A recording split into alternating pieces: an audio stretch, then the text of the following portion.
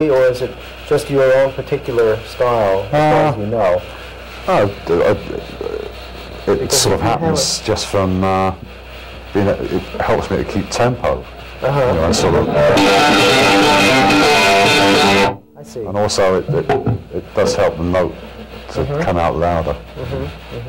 And when you're playing the triplets where you actually were hanging on to one note and playing, I was fascinated with that because I have a really hard time with that, even playing classical or anything, to just with 2 fingers get a good triplet going on a single note.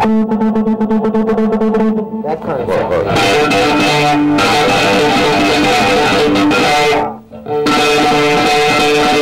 It's all that typing sort of.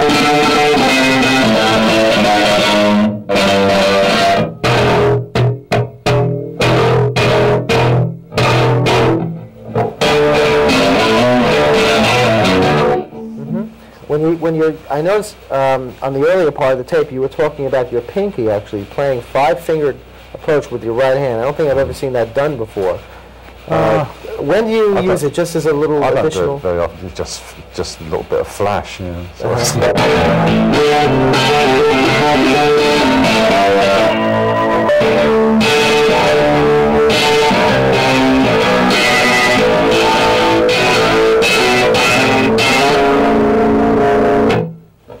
so I see you're actually doing some pulling up with the pinky. Yeah, it hurts as well. Some more alternatives to slap and pop. You know, if you haven't been playing a lot, then it's probably the most tender part of the. You get a blister from it. I don't often get blisters off of wire wound strings. Tape wound, yeah, because they're so smooth. You get a lot of friction. And you can actually, when you're playing fast, you can actually feel the blister building up and bursting. Oh, that's scary. Then forget it. You're out of commission for a long time. Now, when we were playing that little shuffle there, that nice little 50s kind of lick, you stopped at one point, and I was tempted to play a lot of lead over it. You played some nice, slow walking bass lines, like soft lines. What kind of positions and shapes do you like to work around with that? Well, you just think of what notes come in next, and you work your way there. You sort of walk. So you use your ear and you just follow it, like from A to D. So just walking, like let's take that little section again.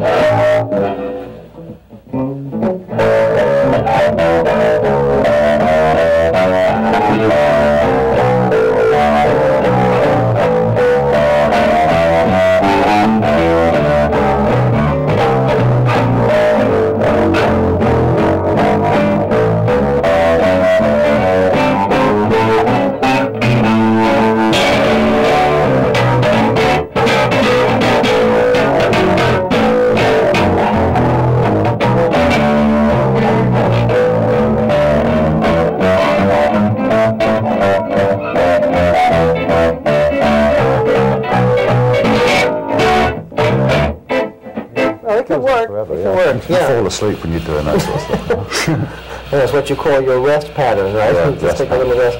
Well, I like that kind of walking because it's nice to hear, and it's good for bass players and all kinds of players out there to know that they should be able to use dynamics in playing, that you're not always bashing and always playing loud, because then the loud music just seems to make sense. The nice thing about doing that is also the fact that you can lull the lead guitarist into thinking that he's getting away with playing, and then you can blast out and surprise everybody. I had a little bit of a trick there on me. Yes, I was lulled, I must admit. Yeah, it's good because lead guitarists are very used to having somebody support them and being the front man and all that. I think it's good that you step out with the bass. It sounds just as fun that way. I think I'd get really bored if I just had to back up things. It comes from playing the trumpet and French horn, which were both solo instruments. And when I decided to change over to playing bass, I suddenly realised, wow, this is real boring. No more solos. And I set about trying to change it. Of course, you knew that you could play more than one note at a time. Finally, which must have been a real revelation. I started off as everybody did then, just playing with my thumb, and it's pretty restricted, just playing with thumb. So you started with your thumb before a pick, before using a plectrum. And then kind of sort of got onto trying out all these 2 fingers, and it just went on from there. I see.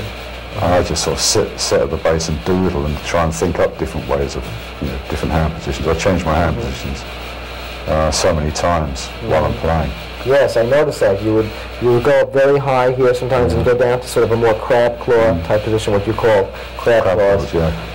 But the most important part of the bass, I think, I mean, a lot of bass players play back here. Yes. Which is a horrible thuddy sort of thing, yeah. As long as the pickup is a good distance away from the fingerboard, that's the whole playing area. It's the only playing area I use, except for electro. So most of the time you like to stay up where it's pretty soft. Yeah. Are you using a medium type string or light gauge? Yeah, they're just a standard sort of set of sound RS66s. They're kind of a medium. I don't like real light ones. They tend to sound too thin, and the heavy ones pull your neck up. So it's with. And as far as fingering goes, you're not. I notice your nails aren't very long. You like to keep them just short. You build up callus. Yeah. I mean, with the amount of treble that I actually use, if I make my fingernails long, although I can get some nice sounds with the fingernail, it kind of gets in the way and goes clang instead of doink. What are the chord? You get some nice effects with fingernails.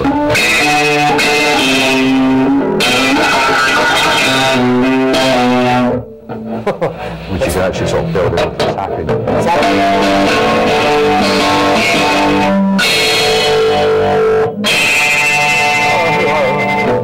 The dentist, time for the dentist.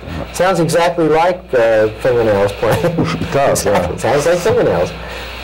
When you're playing chords, how many different chord positions do you like to use? Because I notice you're really getting around with the chords there. I know you have the fifth type position like this.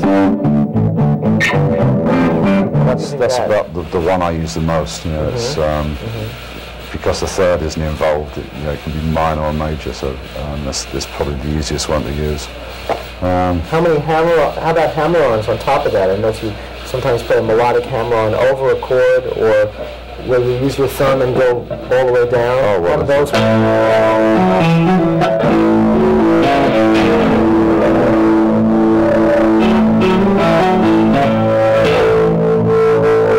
That's an A. Or you can just reach over the same chord.